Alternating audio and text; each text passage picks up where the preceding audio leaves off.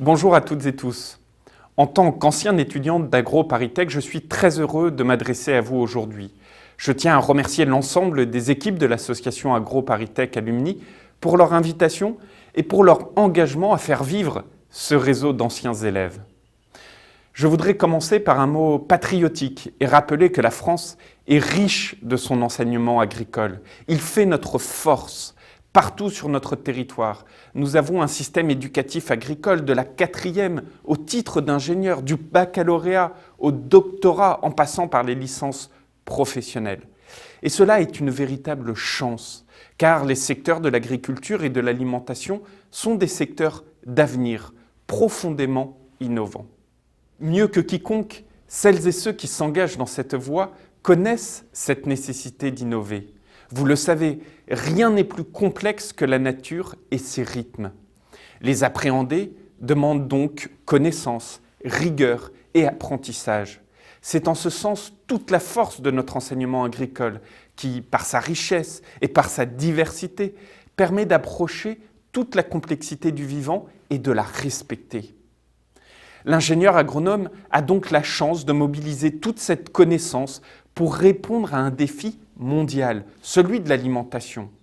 Alors que 9 milliards d'individus peupleront notre planète en 2050 et que le réchauffement climatique s'accélère au même moment, l'agronomie est au centre de toutes les transitions.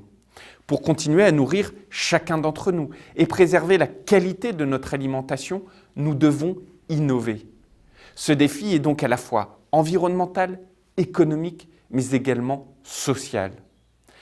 N'oublions pas qu'en plus d'être une richesse incroyable pour la France, l'agriculture est la première source d'emploi au monde.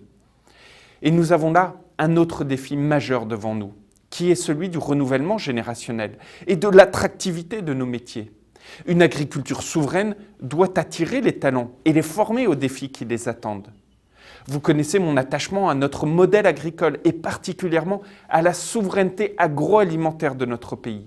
Celle-ci est indissociable de la question de la formation, car il ne peut pas y avoir d'agriculture forte sans celles et ceux qui la font. Je me réjouis alors de constater la grande diversité de profils qui rejoignent aujourd'hui l'enseignement agricole et qui témoignent de la très grande diversité des métiers du vivant.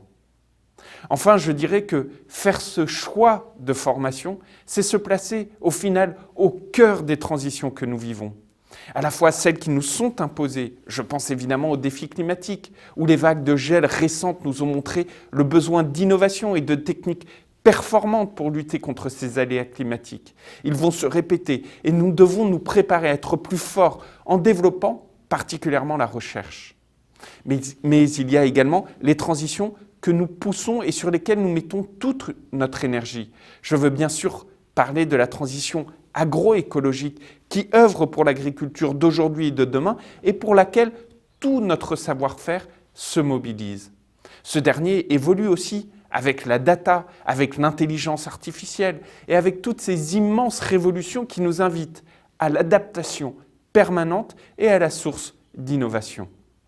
Alors je sais pouvoir compter sur les ingénieurs agronomes d'aujourd'hui et de demain pour avancer sur ces sujets majeurs de la souveraineté agroalimentaire et de la transition agroécologique. Votre rôle, il est essentiel, il est précieux et je tiens à saluer votre engagement au service de notre beau modèle agricole.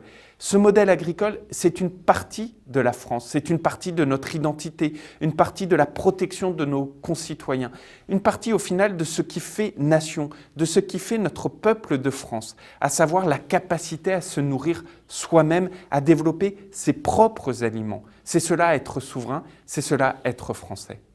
Je vous remercie profondément, très sincèrement, et je vous souhaite une très belle assemblée générale qui œuvre autour de ces valeurs auxquelles je crois profondément, au premier rang desquelles les valeurs du vivant. À très bientôt.